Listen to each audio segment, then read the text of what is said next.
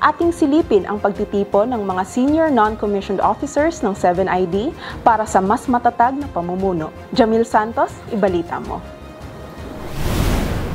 Bilang bahagi ng pagdiriwang ng ika-37 anibersaryo ng 7th Infantry Kaugnay Division, matagumpay na isinagawa ng Office of the Division Sergeant Major ang Senior NCO Leader Symposium sa Bulwagang Teniente Bandong, Fort Magsaysay, Palayan City, Nueva Ecija. Respect the ideas ng bawat isa. Pwede kasi lahat tayo may ideas Feel free to do it. To all of the Sergeant Majors or Sergeant Sitlers na nandito, enjoy, and to everyone, happy 37th founding anniversary to all of us. Taglay ang temang 7ID at 37, matatag na senior NCO, pamilyang nagkakaisa at serbisyong may puso kaugnay ng bagong Pilipinas. Ang 2 araw na symposium na ito ay pagtitipon ng mga pangunahing senior non-commissioned officers mula sa iba't ibang unit ng 7ID sa Luzon, Visayas at Mindanao. I am Master Sergeant Roberto Picapulong, Ordnance Service Philippine Army, the Brigade Sergeant Major of the 702nd Infantry Defender Brigade under the leadership of Brigadier General Cesar A. Molina.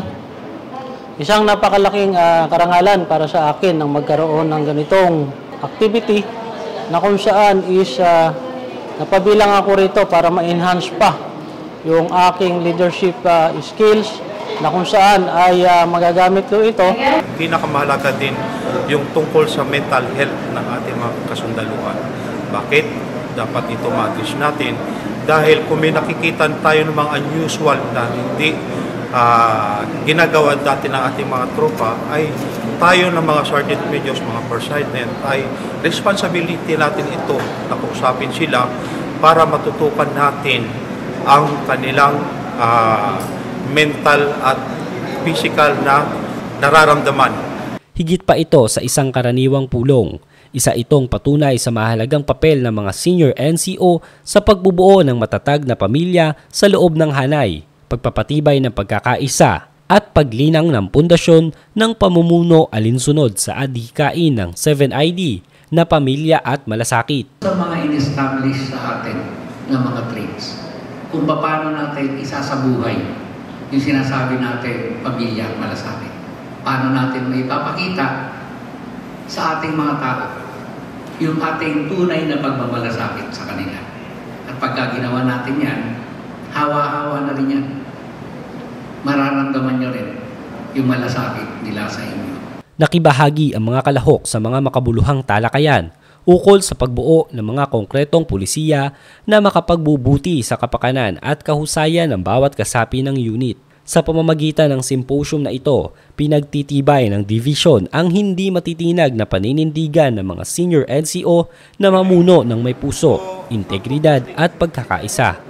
Samantala, nagpasalamat naman si Master Sergeant Michael Alejandro, ang Battalion Sergeant Major ng 71st Infantry Battalion, sa gantong klaseng aktibidad at sa bumubuo nito.